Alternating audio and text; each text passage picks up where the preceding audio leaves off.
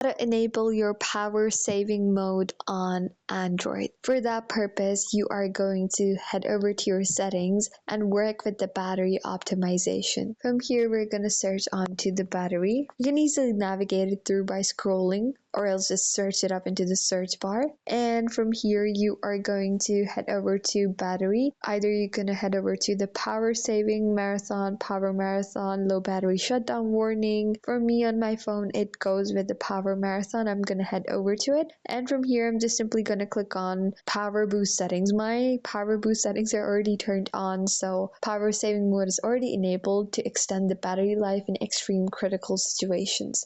This is really amazing and helps battery optimization when running low on battery. So yeah, this is it. This is how you can enable the power saving mode on Android. There's other ways. You can do it by simply dragging the notification bar down here and turning on the power boost from here.